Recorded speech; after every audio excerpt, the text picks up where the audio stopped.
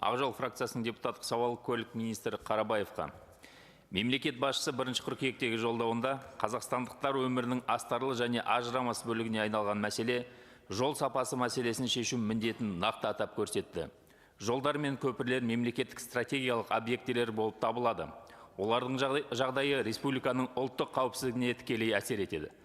Ал уақыт көрсетіп отырғандай, біздің ақшаға салынған жолдарымыздың сапалы болу үшін техникалық қадағалаудың немесе жол активтерінің сапасы жөніндегі ұлттық орталықтың бақылауы жеткіліксіз болды. Отрадно, что президент в своем выступлении отметил значение общественного контроля. Можно привести десятки примеров, когда только после общественного резонанса, инициированно активными гражданами, устранялись дефекты на дорогах. Между тем, возникает вопрос к Национальному центру качества дорожных активов. Где результат вашей работы за 5 лет? Почему, имея филиалы в каждом регионе, будучи казенными предприятием, то есть получая финансирование из госбюджета, до сих пор не сделали наши дороги лучше? Аналогичный вопрос можно задать и к Технадзору. В июле текущего года в ходе заседания правительства Национальный центр качества дорожных активов отчитался перед премьер-министром о своей работе. В докладе звучали цифры об обнаруженных несоответствиях. К сожалению, Национальный центр качества дорожных активов, как центр качества, вместо того, чтобы не допускать эти несоответствия, бравирует впечатляющими цифрами о том, что сколько он обнаружил несоответствий. Президент в своем послании поручил охватить средним ремонтом не менее 10 тысяч километров дорог по всей стране. Ведомственной экспертизой среднего ремонта занимается Национальный центр качества дорожных активов. Напрашивается вопрос, где логика? Национальный центр качества дорожных активов сам проводит ведомственную экспертизу, сам дает рекомендации для строительства в виде рецептов, подборов и сам же находит недостатки в работе подрядных организаций. Подобное противоречие, то есть конфликт интересов, недопустим при реализации стратегических задач государства.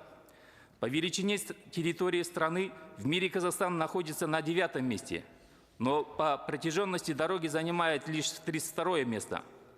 А вот по качеству мы находимся, к сожалению, вообще уже ближе к концу списка.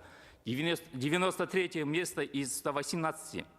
Также президент отметил, что для усиления общественного контроля необходима единая цифровая платформа с информацией о всех видах ремонта и строительства дорог, в том числе и внутригородских.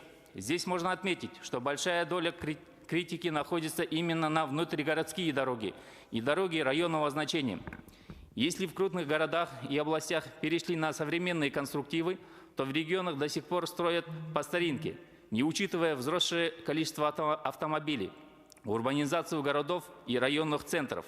Министерство транспорта не раз в этом году в СМИ заявляло о цифровизации отрасли, о цифровых двойниках дорог и мостов, об общей базе дорожно-строительных материалов. Как видим, наработки есть, остались дождаться финальной версии.